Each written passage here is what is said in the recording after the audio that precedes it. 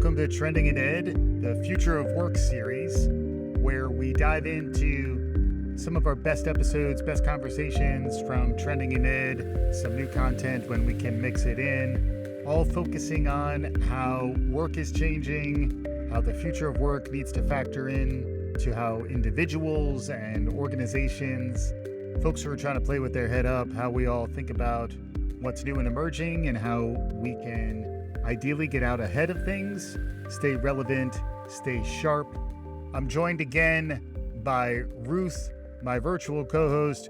Ruth, what do we have on deck for us today? We've got an in-depth breakdown of the 2022 Workplace Learning Trends report from Udemy Business. Udemy is a leading skills training platform that is increasingly used by organizations to provide their employees with the upskilling and reskilling opportunities needed to stay relevant today.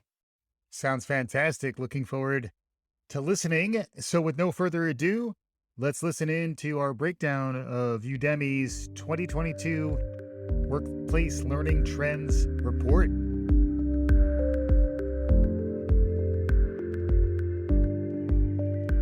Welcome to Trending in Education. Mike Bomber here. For today's episode, we'll be referring to Udemy's 2022 Workplace Learning Trends report. We'll be pulling out some highlights, talking about that as part of today's episode. Links to the report will be included on the show page to this episode. If you have the time and the inclination, I would recommend you read through the report as a companion to this conversation. For those of you who don't have the time, hopefully we'll be able to get you the insights and perspectives you need so that you won't necessarily need to dig too deeply there. For those of you who aren't familiar with Udemy, they're a global skills training platform. We recently did an episode with Karthik Gunasekaran, who's the head of product and engineering for the mobile development that Udemy is doing. Interesting conversation. We'll include that as part of the show notes.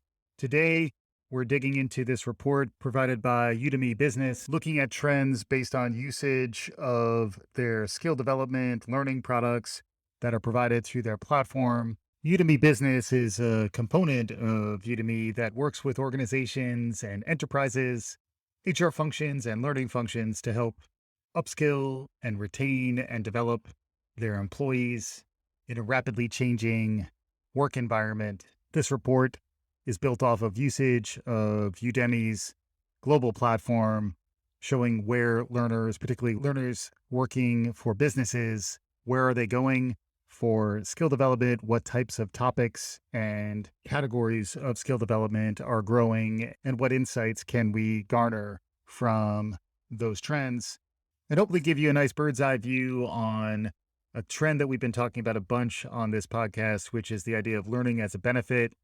And amidst the great resignation, the great reshuffle, the great re-examination of why we work where we do work and what do we expect as employees in that value exchange with the organization that we work for.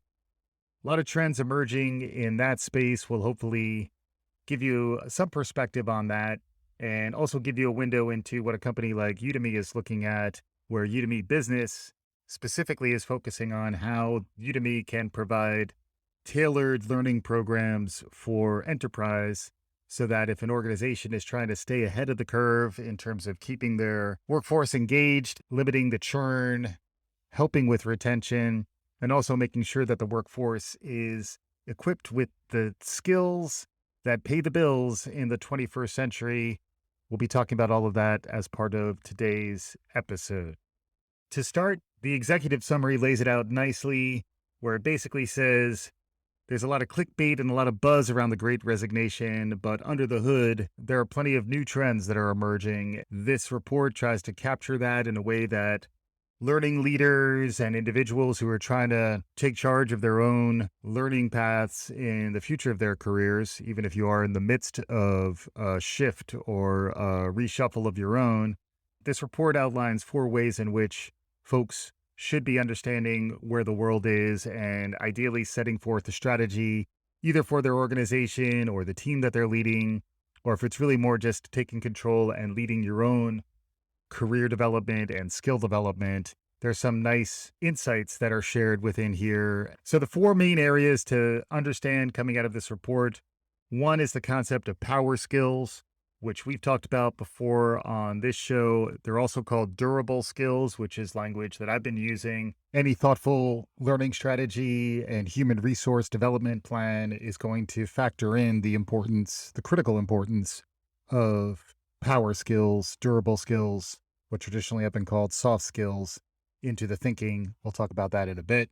From there, they get into how to mitigate the great resignation within your company by developing employees' career paths, which are a blend of developing their power skills, also developing the tactical skills they need, and many of them are technical. The third piece is the business strategy that can only succeed with a robust technical strategy. And then the fourth component of the executive summary is talking about which skills were most in demand in 2021 to help shape your training program for 2022. They do a nice job framing this from the perspective of developing your workforce. I think it's also useful, like I said, for individuals who are thinking about charting their own path. Also, as someone who is starting my own business as an entrepreneur, it is useful to think about how you scale yourself and then how you think about the skills you'll need to be developing through partnerships. And as you start to think about hiring, it does provide a nice overview of the skills landscape and how to develop some thoughtful human resource strategy as we understand the future of work. So let's dive into power skills. Power skills is a reframing of what traditionally had been called soft skills, basically saying that pure technical know-how is not enough to thrive and grow and excel in today's world of work. Instead, you need more power skills, which are focused really on the human competencies that will not be replaced by machines. As this Udemy report states, let's get one thing straight: there's nothing soft about power skills. I might quibble with that. I would argue that there is some benefit to the softer element of power skills. The idea of empathy, we've talked about how leadership frequently has to embrace some vulnerability, but a lot of this is talking more about from a concrete skill development, competencies, mindset. This is where they are citing research from McKinsey Global Institute. Research across the board is indicating that many of these skills, including leadership skills like assertiveness, facilitation, team building, business writing, and critical thinking, these are all growing. This is based in part on the data that Udemy is pulling from folks who are accessing their wide range of skill-based learning products. The top 5 surging communication and teamwork skills. These include assertiveness, facilitation, team building, business writing, critical thinking, also listening skills. So if you look over the past 5 years, from 2017 until 2021, there's a real surge in assertiveness, listening skills, business writing, and critical thinking.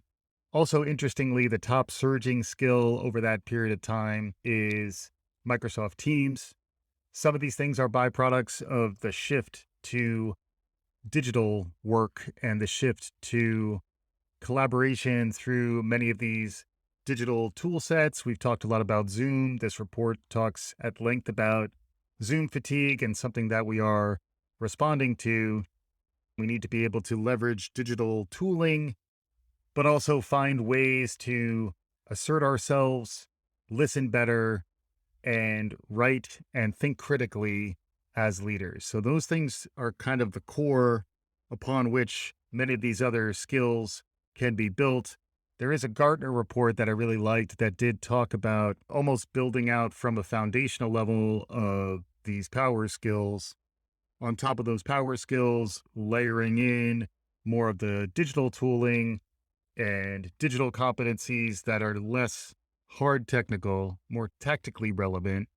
And then from there, going into the new and emerging digital skills, more pure IT skills and competencies that are becoming critical at a tactical level and also critical at an organizational level if you are trying to lead an organization in the new economies that are emerging. Many of them require foundational digital competencies that really round out what your organization is able to do. And a related point is that we are looking increasingly for holistic understandings of our humans who work in our organization, where best case, they both possess the foundational knowledge and the foundational EQ and social emotional skills. Folks know I like to say, I get social emotional, baby. And organizations are as well when they think about how to grow leaders and how to grow that core set of durable power skills that will be resilient to all the changes that we see over time.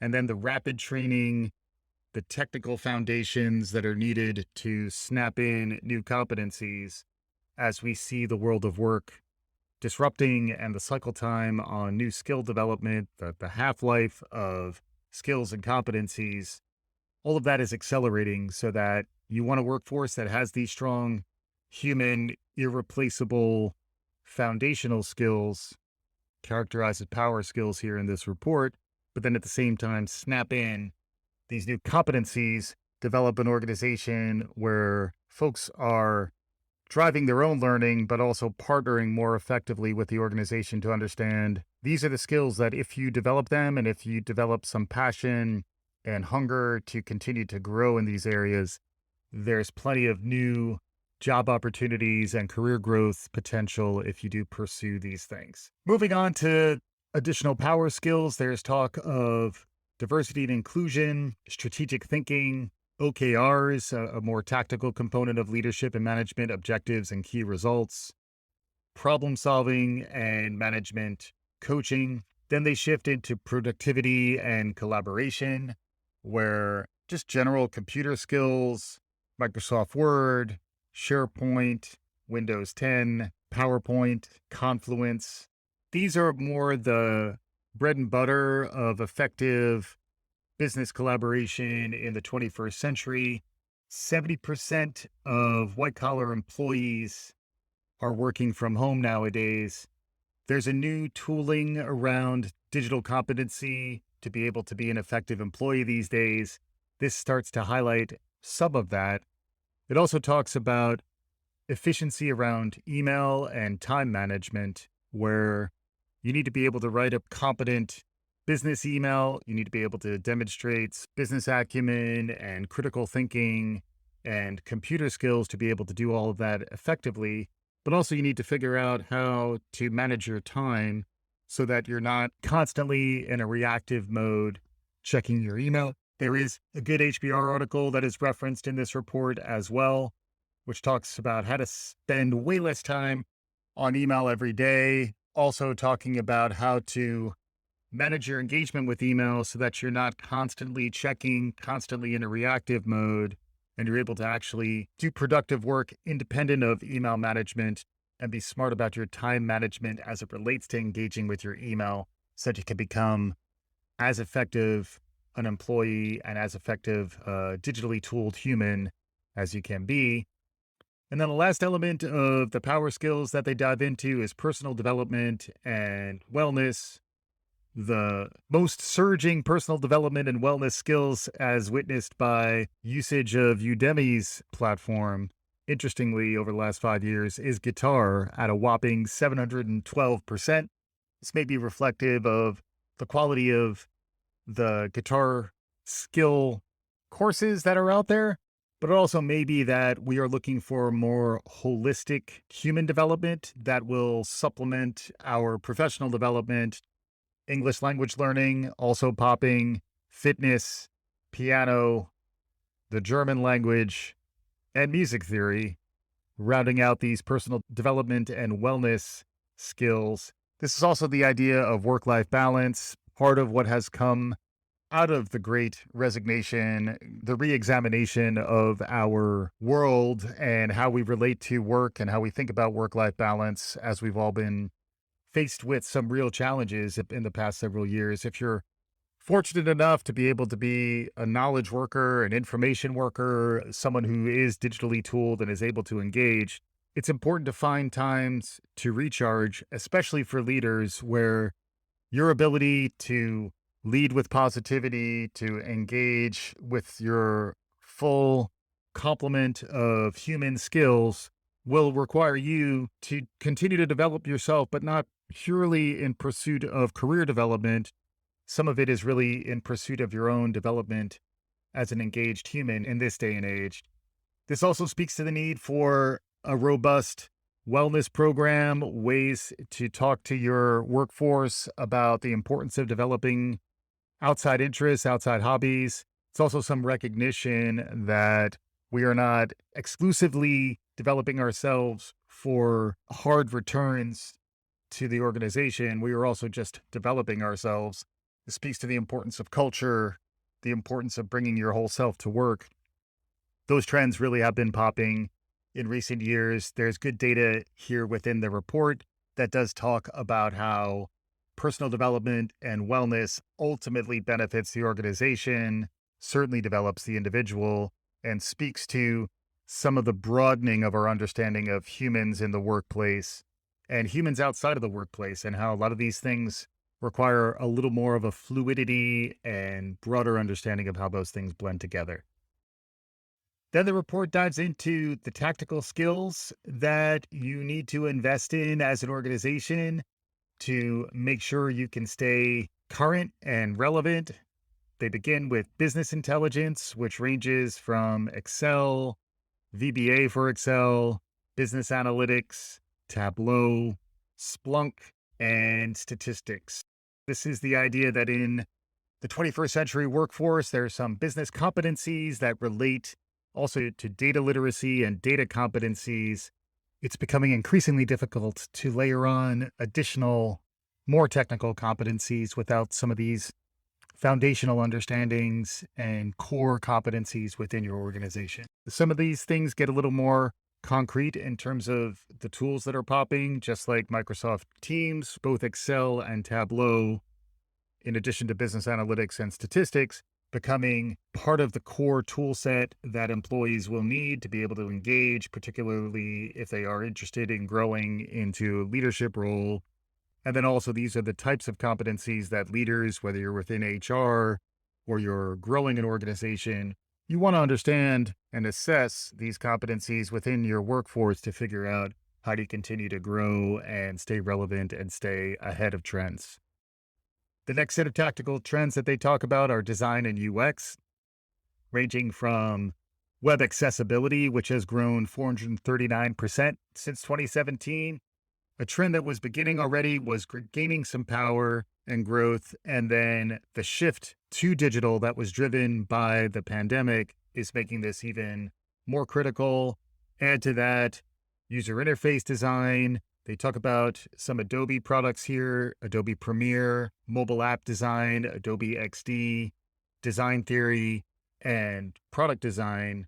This rings true to me in terms of my experience, where folks who are in product roles, are in UX, UI roles, the ability to build products that are digitally powered, that are leveraging some of the best practices in design thinking and product design, graphic design, the visual look and feel. If you can develop competencies that equate a little more to front end development and getting to know users, thinking about that in a systematic way, testing into that in an agile way, those are all skills on the tactical side that are growing. Same for finance and accounting. Interestingly, perhaps not surprisingly, Udemy is seeing growth in crypto, algorithmic trading, day trading, solidity, stock trading broadly, technical analysis, and the financial markets. That's a wide range of domains, but it is an area where there has been increased focus. We've talked a lot about Web3 on this show. This is folks who are trying to ramp up either independently as an individual or as an organization, folks who are trying to ramp on their financial acumen, their accounting understanding, bookkeeping, and understanding the financial markets is becoming much more front of mind, both for individuals and then also for organizations who are trying to stay ahead. Similarly, if you look at HR and talent development, this is where Udemy put a lot of online course creation and management training and instructional design, employee performance management. There are a lot of really interesting trends emerging within the strategic human resource management area. SHRM and HRM are two acronyms that show up referencing the Society for Human Resource Management. That is a big driver in some of the rethinking and expansion of the strategic component of human resource management in organizational design these days. We've talked a bunch about how HR departments, HR professionals are learning how to turn jobs into skills-based, competency-based understanding, how that requires a new mindset for folks in HR. It requires new mindsets for folks who are trying to grow as professionals. We're seeing that reflected in this report. From there, they go into marketing, project management, and sales and customer experience as the other domains that are emerging in the tactical area that are critical competencies just to keep up and stay relevant in the complex and ever-changing dynamics of the workplace that we're all experiencing nowadays. This is going beyond the durable skills, the power skills, the soft skills. This is getting into harder skills that are not specifically technical. They aren't the hardest of technical skills, but they are the competencies and the job areas that are showing growth and the skill domains that will set you up for opportunity if you aren't necessarily in a harder, more strictly IT defined career path. Then they get into the IT skills themselves. They say here in the first slide of the technical skills section of this report that tech strategy is business strategy. Based on a survey that they conducted, 40% of CEOs said their CIO or tech leader will be the key driver of business strategy. Pausing on that number, 40%, 2 in 5 CEOs said their CIO or tech leader will be the key driver of business strategy. That's a huge number. It's something I have seen in my own experience where, in many ways, folks who are assuming those chief information officer, chief digital officer, chief technology officer, they are seeing in many ways that they're given the keys to the strategic path for the organization. And there are many underlying technical skills that kind of build up to career paths in technology that these technology leaders are looking at, CEOs are looking at, HR leaders are looking at, and then individuals who are trying to play with their head up, they're also looking at it because you do want to develop skills that will give you some immediate relevance and then ideally have some shelf life and some ability to stay current within these domains. They've outlined these as cloud computing, which is a range of Google Cloud, which is really popping, showing almost 800% usage growth within Udemy's platform over the last 5 years. Microsoft Azure, AWS Lambda, AWS CloudFormation, and Amazon AWS. Keep in mind, over this period of time, everything's gone to the cloud. AWS is the leader. It is interesting to see significant growth in Microsoft Azure and Google Cloud to, in some ways, indicate that while Amazon does have a leadership position in this space, a lot of the growth has been on these other platforms. It's another place where developing deep competency across platforms like Azure or AWS or Google Cloud makes sense, but also more of a generalist competency around cloud computing where you understand and can provide value perhaps as a consultant or as someone who's thinking more about the architecture. What's similar, what's different, where are there competencies that really span cloud computing, and where are they more about getting your hands-on expertise within an individual ecosystem, whether it be Amazon or Microsoft Azure or a Google Cloud. Interesting stuff. Hopefully we'll be able to dive in a little more there over time to understand how cloud computing works and how it relates to the future of work. Cybersecurity is the next domain that they get into. Interestingly, for cybersecurity, there's an alphabet soup of certifications that are emerging. It is a rapidly evolving space where it's only as up to date as the last threat, the last cyber attack. The underlying competencies that we're looking at here are around network security. There's been a lot of growth in ethical hacking. I am excited to dig in a little deeper with experts in the space to understand better what's happening within cybersecurity, because by no means is this going away. It's just another one of those examples where lifelong learning is what we're all signing on to really nowadays, where even if you get your CISSP certification or your CISM certification, that's the Certified Information System Security Professional for the CISSP, or the Certified Information Security Manager in the case of CISM. Those trends are important. It's important to understand them, but also taking a step back, thinking about durability, thinking about resilience. Some of these things are relatively short term in terms of their benefit, and you're going to need to continue to re up if you're becoming a professional in this space. Understanding those trends, understanding those tracks, and keeping in mind underneath the hood, the human who's gone through several rounds of these certifications, you're developing deeper knowledge, deeper resilience that will be relevant even as you have to re up with a new certification.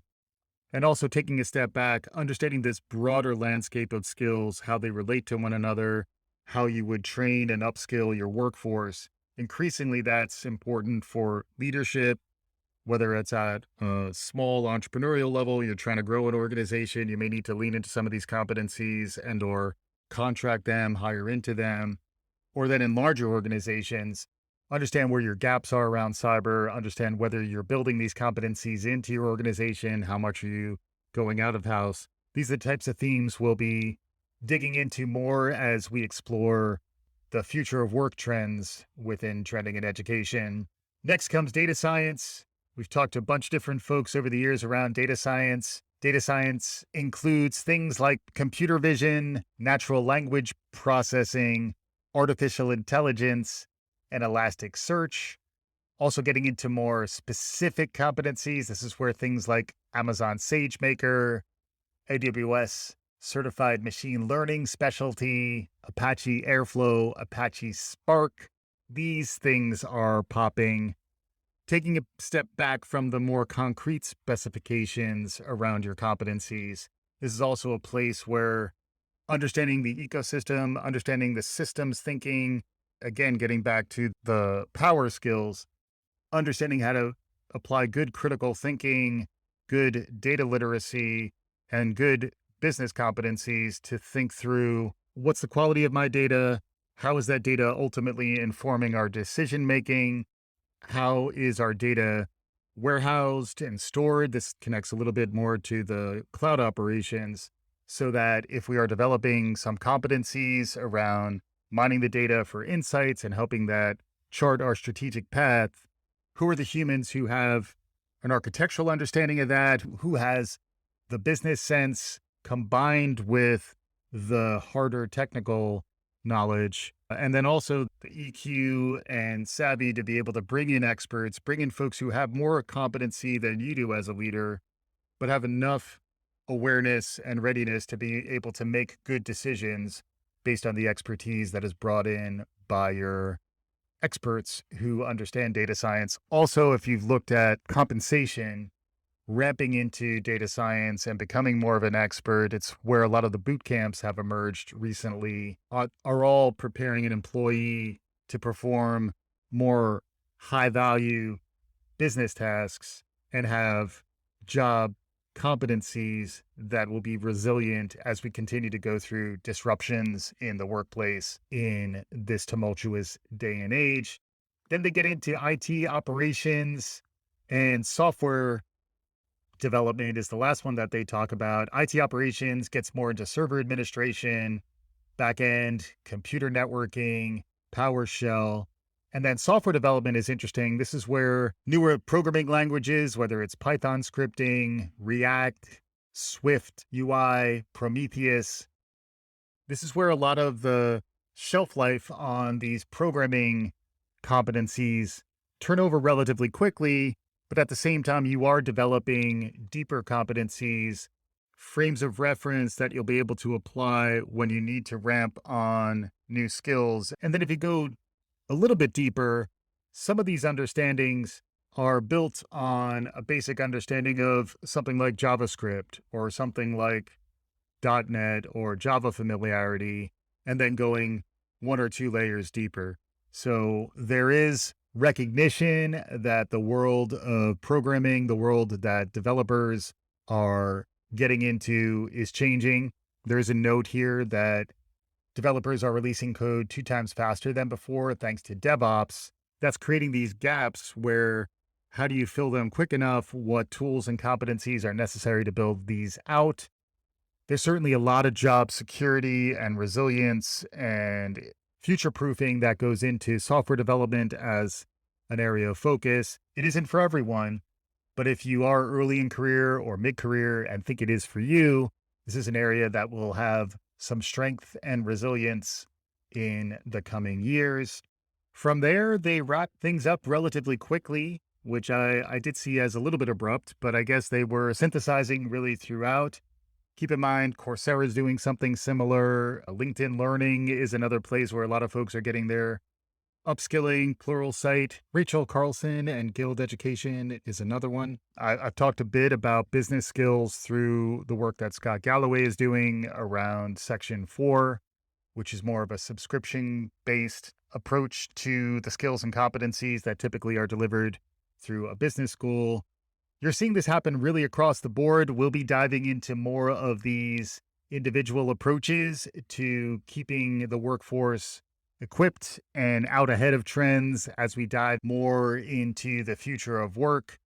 To sum things up based on this report, first off, they're not soft skills, they're power skills.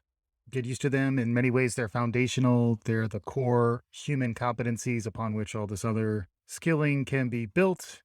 Focus there first. Without those foundational components, it's difficult to build culture. It's difficult to upskill employees. From there are new and emerging competencies around digital marketing, project management, UX, product design, all the way up into more technical skills around cybersecurity, data science, cloud computing, software development. All those things knit together into profiles that are emerging around who we are as skill-based employees, how we can develop better competencies with the help of emerging mindsets and frameworks for human resource management and strategic thinking about your human capital and how it relates to your digital strategy and new and emerging components, whether it's artificial intelligence or the blockchain or new models of cloud computing, you name it. It's a rapidly changing universe. It's time to start synthesizing and getting organized. Hopefully we'll be able to help our listeners with some of that thinking. We spent a lot of time over the years on Trending in Ed talking about the future of work. It's exciting to me to be able to go deeper in that area while still providing the broad and varied perspectives that are critical to playing with your head up in a very rapidly changing, complex environment that we're living through today. And with that, we'll wrap this episode up. Be sure to check out the show page for access to the report and other information that we discussed during today's show. We'll be back again soon with another episode. Thanks as always for listening. Welcome to the future. This is Trending in Education.